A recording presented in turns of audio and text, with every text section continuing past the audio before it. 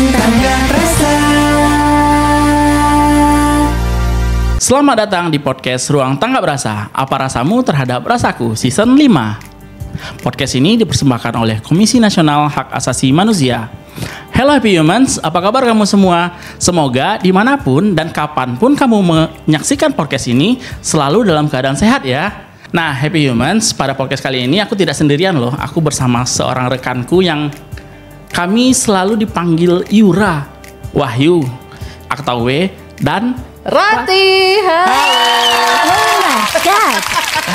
Terima kasih loh Mas W atau Mas Wahyu ya. Kali ini kayaknya Yura akan tampil lagi nih ya. Iya, selain di konten-konten kita juga nge-host. Betul, karena banyak permintaan gak sih? Karena sebelumnya kan kemarin dari video short movie kita terkait festival HAM yang dimana Yura bersama banyak permintaan Yura. Udah kayak Dracin ya. Akhirnya kita memenuhi ya permintaan dari para fans Yura. Hadirlah kita di sini di podcast Ruang Tangga Rasa terkait SNP tentang hak atas pekerjaan yang layak. Nah, apa sih itu Mas W? Nah, yang jadi narasumber kita pada hari ini adalah Kak Lani. Kak Lani ini kemarin Abimana masih ingat nggak? Dalam episode Restoratif Justice ya? Yes. Yeah. Sebelumnya beliau di situ sebagai host tamu ya, yang kita paksa sebenarnya. Dan sekarang beliau hadir di sini sebagai narasumber. Kita akan membahas tentang SNP. SNP itu Happy Humans pasti sudah tahu karena kemarin episode-episode yang lalu kita juga pernah membahas tentang SNP, standar, norma, dan pengaturan. Itu merupakan produk dari Komnas HAM ya Mbak Rati ya? Betul, produk tematik dari Komnas HAM. Iya benar sekali. Nah, untuk lebih mendalami lagi karena sudah hadir Kak Lani nih, Ibu Kepala Biro yang multifungsi, multi talenta. Langsung aja kita tanya-tanya ya, karena ini kan standar norma dan pengaturan buah karya dari teman-teman di bidang pengkajian dan penelitian Komnas HAM. Nah, untuk lebih lengkapnya apa sih itu terkait SNP ini, hak atas pekerjaan yang layak, kita langsung aja. Gimana Kak Lani, sudah siap, sudah sehat, sudah berenergi untuk menjelaskan? Gimana kabarnya hari ini? Yes, kabar dulu nih. Setelah nge-host sekarang jadi narsum. Lebih deg-degan jadi narsum kayaknya ya. Enggak, kalau sama kami chill aja. Oh iya, chill aja. Kayaknya lebih deg-degannya ketemu Mas Wahyu nih kayaknya. Iya, halo Happy Humans, apa kabar? Semoga dalam keadaan baik-baik saja. Halo Mas Wei, Mas Mbak Rati atau Mas jadi panggilannya Yura, Wahyu dan Rati. Yes. Oke. Ya. Jadi apa nih yang mau ditanya ini? Iya, SNP. Kenapa jadi nantang gitu? SNP itu apa gitu? Standar dan norma pengaturan itu apa? Terus ini kan kemarin pada tanggal 2 Mei kemarin nih Happy Humans Komnas HAM baru saja meluncurkan SNP ini nih dalam rangka memperingati Hari Buruh Internasional yang dihadiri Bapak Menteri. Iya. SNP tentang apa itu? Nah, lanjut kita tanya aja langsung sama Kak Lani. Betul sekali, Kakak Yura. Jadi memang tanggal 2 Mei 2025 Komnas HAM baru saja meluncurkan dan juga menyelenggarakan diskusi publik. Jadi memang peluncuran ini terkait dengan standar norma pengaturan nomor 14. Jadi ini adalah banyak ya? SNP Komnas HAM nomor 14 dari 15. Jadi sebenarnya sudah ada 15 SNP. Yang terakhir nanti kita tunggu tanggal mainnya coming soon. Kita akan launching juga. SNP nomor 14 ini tadi sudah disampaikan memang sebagai momentum peringatan Hari Buruh Internasional yang jatuh pada tanggal 1 Mei setiap tahunnya. Dan ini standar norma pengaturan kita tentang hak atas pekerjaan yang layak. Jadi bukan saja bicara soal pekerjaan tetapi ada kata layaknya. Emang ada pekerjaan yang nggak layak kalau ini? Banyak sekali. Jadi kita bukan hanya bekerja, mendapatkan pekerjaan tetapi juga harus layak. Nah, di dalam SNP itulah diatur apa indikatornya, kenapa dikatakan layak dan lain-lain. Nah, ini nanti kawan-kawan atau Happy Humans bisa mengakses dokumen ini bisa dilihat di webnya Komnas HAM ataupun nanti di dataham.komnasham.go.id nanti yang kuning secara warna kuning. Nomor Jadi ini 14. warna-warni. Nomor 14. Ini kita downloadnya free ya, Pak? Free, pasti free. Ini memang kita peruntukkan bagi masyarakat agar bisa mengakses informasi terkait dengan standar, prinsip, dan juga norma HAM. Dan kalau misalkan teman-teman nanti mendownload, terus mereka mau menyebarluaskan lagi, bagi-bagi lagi ke teman-temannya lagi, it's okay. Apa perlu persetujuan dari Komnas? Sangat direkomendasikan karena memang semakin banyak yang mendownload, semakin banyak yang mendistribusikan informasi tentang standar norma pengaturan tentang hak atas pekerjaan yang layak. Semakin banyak orang yang tahu gitu. Bagaimana sih negara berkewajiban dan bagaimana negara harus melindungi pemenuhan hak atas pekerjaan yang layak tersebut. Nice, menarik ya karena sepertinya belum ada pedoman yang membahas khusus terkait pekerjaan yang layak, ada kata layaknya itu. Nah, pertanyaannya, menurut Kak Lani nih, gimana sih kondisi pekerjaan masyarakat di Indonesia? Apakah bisa disebut dengan kata layak seperti itu? Yang layak seperti apa? Yang nggak layak itu gimana? Ya, baik. Sebenarnya pengaturan tentang atau jaminan hak atas pekerjaan itu sudah diatur dalam Undang-Undang Dasar. Jadi mulai dari pasal 27 sampai pasal 31 kalau nggak salah. Jadi bicara soal pekerjaan bukan cuman soal bagaimana menciptakan lapangan kerja, tapi bagaimana memberikan jaminan sosial, bagaimana memberikan ruang kerja yang aman, nyaman, dan bagaimana bicara soal pengupahan dan juga non-diskriminasi. Jadi bicara yang layak itu yang prinsip yang tadi. Jadi kalau kawan-kawan nanti akan melihat itu terutama adalah definisi di dalam pekerjaan yang layak yang kategorikan oleh Komnas HAM itu bisa dilihat dari halaman 5. Jadi dibilang kalau ruang lingkup dari pekerjaan yang layak itu kita akan bicara soal yang pertama kesempatan kerja yang cukup untuk semua, dia bebas, setara dan produktif. Yang kedua bicara soal kondisi kerja yang aman, adil dan menguntungkan. Nah, yang ketiga bagaimana kebebasan berserikat dan menjalankan serikat pekerja atau buruh itu dijamin dan juga hak atas jaminan sosial. Nah, selain itu di dalam SNP juga kita mengatur tentang perlindungan atas kelompok rentan. Jadi ada 9 jenis kelompok rentan, ada pekerja perempuan, ada pekerja anak dan juga remaja, ada pekerja disabilitas, pekerja dengan usia lanjut dan juga pekerja yang membutuhkan pengaturan khusus. Misalnya ada pekerja migran, kita tahu cukup banyak pekerja migran Indonesia saat ini, pekerja rumah tangga yang undang-undang PRT-nya nanti akan segera disahkan oleh pemerintah, pekerja maritim kita biasanya mengenali dengan ABK, anak buah kapal ya. Dan juga pekerja kreatif itu biasanya di media sosial dan lain-lain di seperti startup itu. juga gitu. Betul sekali. Nah, tapi belum terjawab nih bagaimana kondisi pekerjaan masyarakat Indonesia menurut Kak Lani nih kalau berdasarkan si SNP nomor 14 ini. Baik, jadi memang SNP ini hadir karena urgensi dari kondisi ketenagakerjaan kita di Indonesia. Jadi kami menganalisis seluruh data yang kita miliki bahwa ada beberapa fakta, setidaknya ada 6 fakta bahwa kondisi ketenagakerjaan Indonesia saat ini. Yang pertama adalah dari data Global Slavery Index.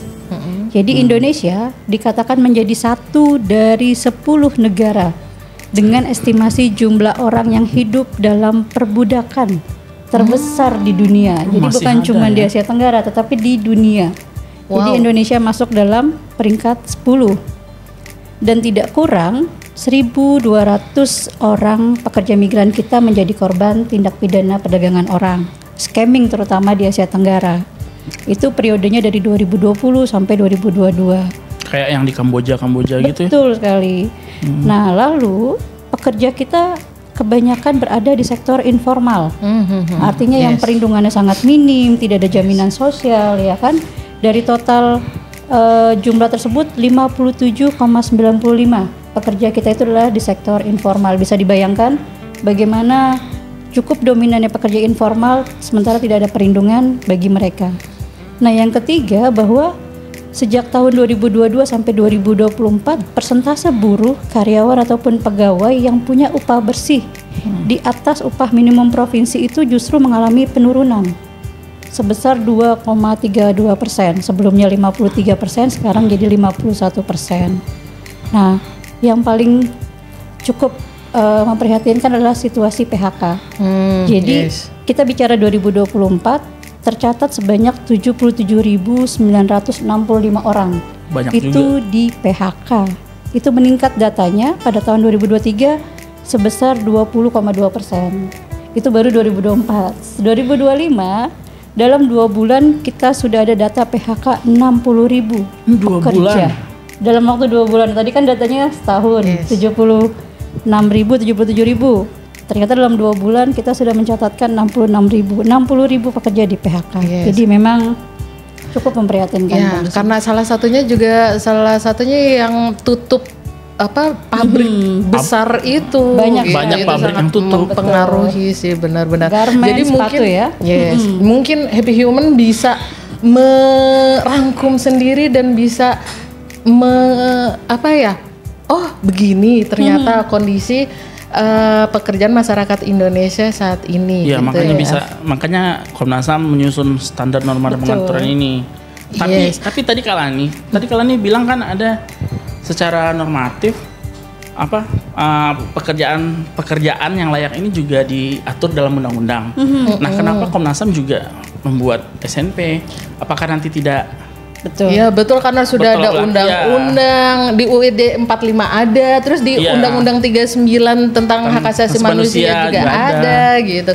Kok masih gitu membuat standar norma dan pengaturan hak atas pekerjaan yang layak ini? Gimana itu Kalani? Ya, ini menarik juga ya. Kenapa sih udah ada banyak regulasi, udah banyak kebijakan yang diatur, terus Komnas HAM juga membuat norma tersendiri. Sebenarnya ini bukan norma baru. Jadi Komnas HAM telah melakukan kajian dan menyusun SNP ini berdasarkan peraturan yang tersedia, baik instrumen internasional maupun nasional.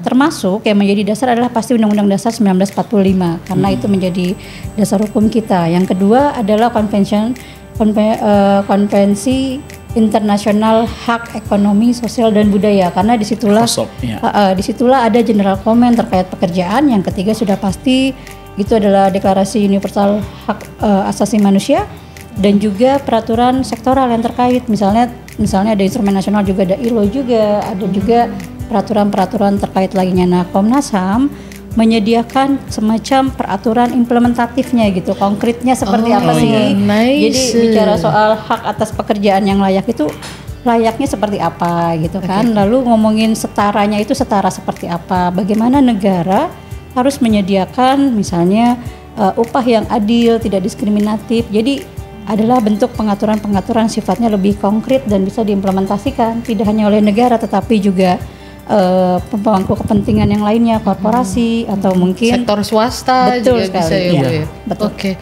Menarik Mas Wahyu. Jadi SNP ini tidak hanya rangkuman dari beberapa kebijakan-kebijakan, tetapi justru dia lebih implementatif, lebih konkret. Nah, gini kayak Lani kan ini kan hak atas pekerjaan yang layak. Hubungannya sama HAM itu apa ya? Kan kita Komnas HAM nih. Komnas HAM kenapa ngurusin pekerjaan? Kan udah ada Kemenaker gitu. Betul. Nah, iya. Masuk akal sih. Jadi hubungan kita sama HAM itu apa sih, pekerjaan yang layak? Iya, nanti netizen pada komen Komnas HAM ngurusin apa aja. Silakan Kalani. Iya, sebenarnya bicara soal apapun dimensi hidup itu pasti akan sangat terkait dengan HAM. Karena memang prinsip dasar hak asasi manusia itu kan setidaknya ada 12 ya. Jadi tidak bisa dibagi-bagi, itu menjadi utama, terutama bicara hak atas pekerjaan. Iya, jadi prinsip dalam pekerjaan layak itu bicara soal HAM, kita pertama kali adalah bicara soal prinsip universalitas. Jadi prinsip universal artinya semua orang diperlakukan dengan sama. Artinya setiap manusia diberkahi dengan HAM yang sama karena dia sebagai manusia, mau di mana beradanya ataupun siapapun mereka berhak untuk mendapatkan hak tersebut. Sama halnya untuk prinsip pekerjaan yang layak. Yang kedua adalah prinsip non-diskriminasi. Setiap orang berhak mendapatkan perlakuan yang sama dalam setiap kesempatan kerja. Jadi tidak melihat perbedaan dalam gender, agama, ras, suku, etnis, golongan, ataupun identitas politik, terutama dalam mengakses hak atas pekerjaan gitu. Yang ketiga prinsip kesetaraan. Jadi setiap orang prinsipnya ada setara dan juga harus punya peluang, kesempatan dan penikmatan hak atas pekerjaan yang sama. Nah, yang keempat, ini prinsip yang sangat penting adalah prinsip indivisible, interdependent dan juga interrelated. Artinya, pada saat hak atas pekerjaan tidak terpenuhi, itu akan berpengaruh ataupun berdampak pada terhambatnya hak-hak yang lain. Seperti itu. Jadi saling mempengaruhi Iya, antara hak berarti satu dengan hak lain. Relate banget dengan HAM gitu Mbak Ranti. Atas pekerjaan yang layak mungkin banyak juga happy humans atau teman-teman di luar sana tuh pada nggak ngehin gitu ya. Mereka mungkin menganggap itu adalah sesuatu hal yang wajar, padahal itu telah menyalahi gitu ya Bu ya. Kayak misalkan kepala biro cuman yang dipilih yang cowok-cowok aja, laki-laki aja, padahal semua perempuan laki-laki itu setara. Buktinya kepala biro pemajuan Komnas HAM perempuan gitu. Iya. Ada juga kepala biro yang laki-laki. Ada, tapi mungkin di sana di perusahaan lain gitu loh Mas Wahyu maksudnya. Iya benar. Padahal itu kan tidak boleh seharusnya dalam ini ya Bu, pekerjaan yang layak termasuk itu semua perempuan dan laki-laki adalah setara ya. Ada yang relate nggak nih sama happy human nih? Ada kayaknya banyak, ya kan? Kalau ada yang relate langsung download SNP-nya di website Komnas HAM atau dataham.komnasham.go.id ya Mas Wahyu. Benar sekali. Nah, Kak Lani ini dalam proses pembuatan SNP-nya ini kita melibatkan siapa aja sih Kak Lani? Iya. Melibatkan masyarakat juga nggak? Iya, prosesnya bagaimana nih Kak Lani? Harusnya ya kita kalau bikin peraturan itu kan harus melibatkan masyarakat gitu. Betul. Tidak diam-diam. Betul. Iya, tahu-tahu malam-malam ada undang-undang Di sebelah mana nih? di perusahaan yang lain. Iya. Nah, kalau Komnas HAM sendiri gimana nih Kak Lani? Iya. Apakah jam 12 tengah malam muncullah ini SNP? Iya, sebenarnya SNP nomor 14 ini merupakan proses yang panjang ya. Kurang lebih setahun kita berproses mulai dari tahapan awal kita mengusulkan kepada rapat subkomisi Komnas HAM, subkomisi pemajuan untuk mengangkat tema hak atas pekerjaan yang layak karena memang itu sangat relate dengan kondisi pada tahun 2024 sebenarnya. Iya. Yang dimana banyak terjadi PHK. Betul, PHK sepihak dan lain-lain. Ternyata tahun 2005 makin banyak Makin lagi. banyak ternyata, bayang-bayangnya makin kuat. Iya.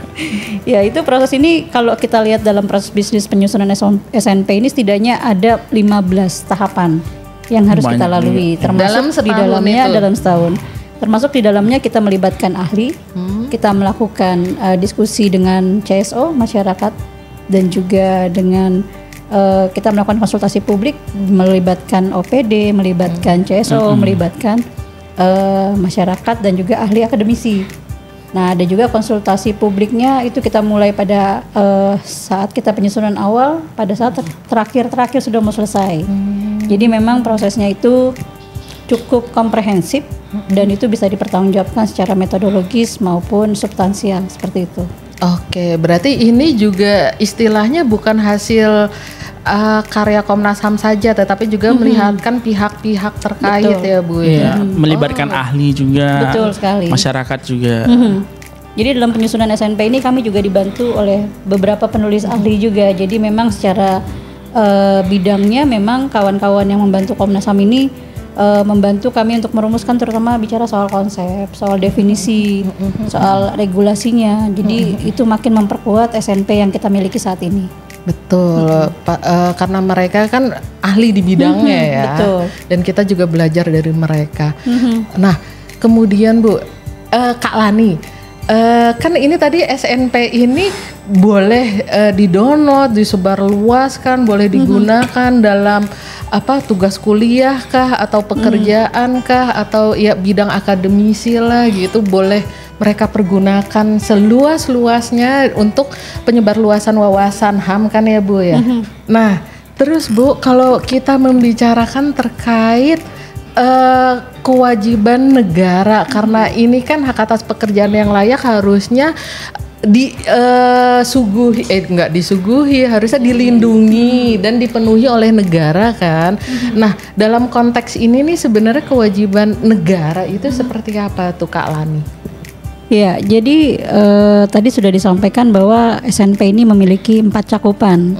Nah, di dalam cakupan itu juga mengatur soal kewajiban negara seperti apa. Jadi kita bicara Yang pertama, negara wajib dalam memenuhi hak atas pekerjaan. Jadi bagaimana negara bisa menciptakan lapangan kerja sehingga warga negaranya punya pekerjaan dan bisa hidup layak. Yes, catat. Nah, yang kedua adalah bagaimana negara itu memperluas kesempatan kerja di dalam maupun di luar negeri. Artinya memang kalau di dalam negerinya masih terbatas, di luar negeri harus diberikan perlindungan ekstra. Misalnya dengan adanya kesempatan bekerja di luar negeri asal dengan migrasi yang aman ataupun proses bekerja yang aman.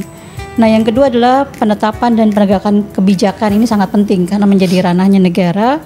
Yang pertama, bagaimana negara melalui pemerintah itu menetapkan kebijakan ketenagakerjaan. Lalu yang pastinya setelah ada kebijakan itu akan menetapkan bagaimana pelayanan diberikan dan juga harus diawasi. Jangan kita sudah memberikan pelayanan terus kita nggak ada pengawasan. Nah, negara punya kewajiban di situ. Nah, yang ketiga, apabila terjadi pelanggaran ataupun terjadi situasi yang memang butuh tindakan, nah pengawasan itulah yang akan mengidentifikasi penindakan apa yang diperlukan terhadap pelanggaran ketenagakerjaan. Jadi itu bentuk dari penetapan dan penegakan kebijakan. Nah, yang ketiga adalah perlindungan hak pekerja. Ini juga penting nih. Tadi kita bicara yang pertama soal haknya aksesnya harus kita buka dulu nih. Yang kedua, negara harus membuat regulasi. Lalu yang ketiga, negara harus menyiapkan orang untuk mengawasi dan juga melakukan penindakan. Nah, yang ketiga ini adalah bagaimana negara harus melindungi hak-hak pekerja. Apa saja itu negara harus menghormati, melindungi dan memenuhi hak atas pekerjaan yang layak. Lalu juga negara harus mengambil tindakan tadi hampir mirip dengan pengawasan. Dan yang ketiga harus melakukan intervensi untuk melindungi pekerja yang rentan. Misalnya kita tahu banyak pekerja migran kita yang mengalami ancaman hukuman di sana. Nah, itu bagaimana negara bisa mengintervensi untuk melindungi. Nah, yang keempat adalah jaminan sosial dan keselamatan kerja. Ini juga penting. Bagaimana negara harus memastikan mencegah kecelakaan dan juga penyakit karena pekerjaannya. Jadi negara harus memastikan itu dan juga harus menyelenggarakan jaminan sosial ketenagakerjaan, termasuk di dalamnya menjamin K3. Tahu nggak K3? Apa tuh, Bu? K3. Saya tahunya minuman. Bukan salep ya? Bukan minuman. Bukan salep. Kalau K3 itu adalah keselamatan dan kesehatan kerja. Jadi itu memang harus dijamin oleh negara. Nah, yang terakhir ini yang penting juga, bahwa dalam bekerja itu kan tidak hanya melakukan pekerjaan, tetapi juga ada bagaimana pekerja itu berserikat, berkumpul. Nah, dalam hal ini adalah negara harus memberdayakan serikat pekerja dan juga mengawasinya. Nah, bentuknya apa? Yang pertama, negara harus menjamin hak pekerja untuk berserikat, lalu harus memfasilitasi dialog sosial antara pekerja dan pengusaha, dan yang ketiga adalah melaksanakan pengawasan tenaga kerjaan. Jadi itu adalah kewajiban negara dalam SNP ini, seperti itu. Loh, itu negara dong yang berperan. Korporasinya gimana? Korporasinya berperan apa ini? Betul. Korporasi ini kita sebut sebagai non-state actor sebenarnya. Jadi non-state actor ini juga sangat penting, apalagi ini sangat terkait dengan SNP kita nomor 13 sebelumnya, Mas Wei. Jadi SNP kita nomor 13 itu bicara soal business and human rights. Business and human rights. Bisnis dan HAM. Nah, dalam konteks aktor non-negara sebenarnya ada beberapa kewajiban dan tanggung jawab pekerja, pemberi kerja, yaitu perusahaan, atau satu lagi ada tanggung jawab serikat pekerja atau buruh. Jadi memang ada dua pihak bicara soal non-state actor tadi. Apa kewajiban perusahaan? Kita tahu yang pasti karena dia adalah bidang usahanya, itu harus memperluas lapangan kerja untuk memberikan banyak kesempatan kerja kepada masyarakat. Yang kedua sudah pasti memberikan kesejahteraan bagi pekerja atau buruh yang bekerja, baik secara terbuka, demokratis dan juga adil. Lalu juga memiliki tanggung jawab untuk menghormati hak atas kondisi kerja yang adil, yang tadi disampaikan tadi, soal upah kerja, soal kesempatan, soal berserikat dan lain-lain. Lalu memberikan hak dan kewajiban tanpa membedakan jenis kelamin, suku, ras, agama, warna kulit dan juga aliran politik. Misalnya karena warna kulit kita beda nih, Mas Wei, jadi nanti beda bayarnya. Jadi bicara seperti itu. Nah, juga ngomongin soal peningkatan dan pengembangan kompetensi pekerja, dan juga pasti pekerja itu harus didaftarkan di jaminan sosial ketenaga kerjaan.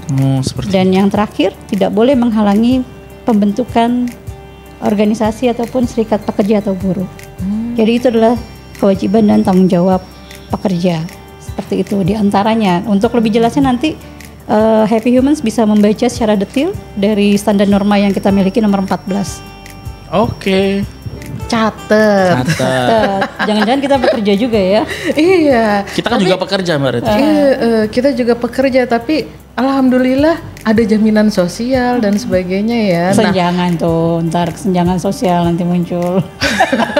Enggak, aku baru mau ngomong. Nah, apa kabar ya untuk teman-teman yang pekerjaannya kan seperti tadi Kalani bilang mayoritas mereka adalah pekerja informal kan.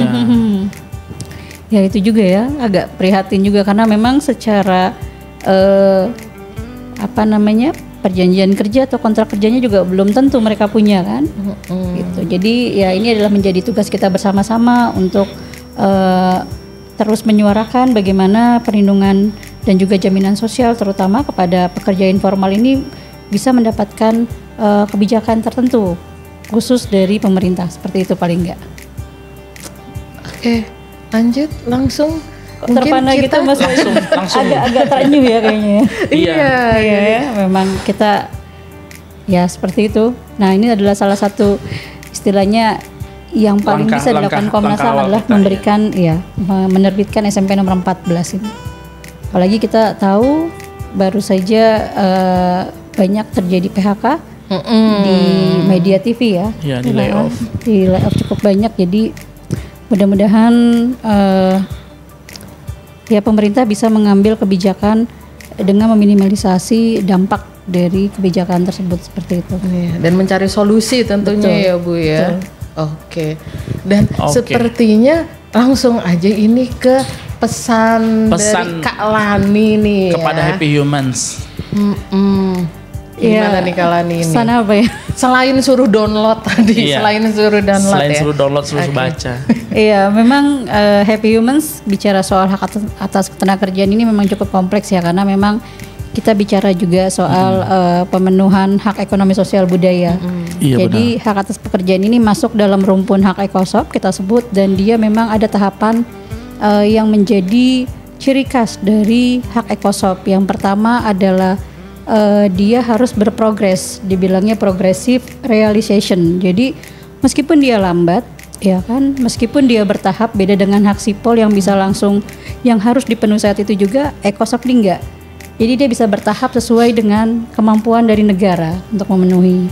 Nah yang kedua itu ciri khas hak ekosop adalah dia tidak boleh mengalami kemunduran. Jadi misalnya situasinya udah saat ini nih misalnya di level A, nah dia tidak boleh A-, mesti setidaknya A+ gitu. Ekosop itu tidak boleh mundur karena dia progresif terus. Nah yang ketiga itu adalah harus memaksimalkan sumber daya yang dimiliki oleh negara. Jadi negara harus melakukan segala upaya untuk menghindari terjadi perburukan situasi hak ekosop dari warga negaranya.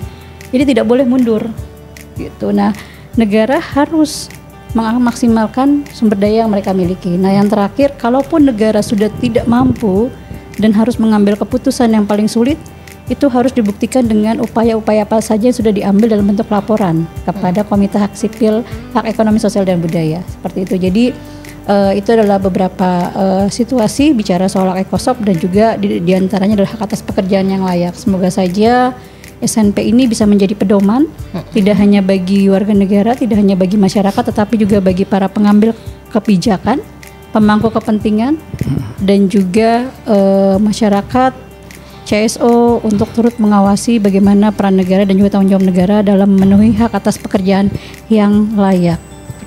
Baik, betul. Terima kasih Kak Lani. Negara jangan mundur, yang mundur Syahrini aja. Semoga mundur-mundur cantik. Semoga pesan yang disampaikan oleh Kak Lani tadi tersampaikan ke Happy Humans, dan semoga juga tersampaikan kepada penyelenggara negara. Amin. Betul. Oke, Happy Humans, sekian ngobrol-ngobrol singkat kita bersama Kak Lani terkait SNP hak atas pekerjaan yang layak. Jangan lupa di-download. Sampai jumpa di podcast-podcast Tanggap Rasa selanjutnya. Dan kalau nanti Happy Humans mau memberikan feedback, komentar, atau masukan terkait podcast Tanggap Rasa, Happy Humans bisa langsung komentar di bawah sini nih di YouTube ataupun di Spotify Tanggap Rasa, atau mengirimkan ke email tanggaprasa@komnasham.go.id. Selain itu, kami juga punya website, yaitu tanggaprasa.komnasham.go.id. Di situ ada kolom chat live-nya. Kalau Happy Humans mau ngobrol-ngobrol sama kita atau ada pertanyaan lebih lanjut terkait SNP ini ataupun terkait hak asasi manusia lainnya, Happy Humans bisa langsung ketik di live chat tersebut. Tapi live chat itu hanya bisa kita jawab pada saat jam kerja dari jam 1 sampai jam 3 sore saja. Dan jangan lupa tetap ikuti media-media sosial Komnas HAM di IG @komnas.ham, X @komnasham, FB Komnas HAM, dan YouTube Komnas HAM. Kalau Spotify-nya di Ruang Tanggap Rasa. Oke, sekian dari kami, Yura. Tunggu aksi-aksi kami selanjutnya ya. Iya. Bye bye Happy Humans. See you.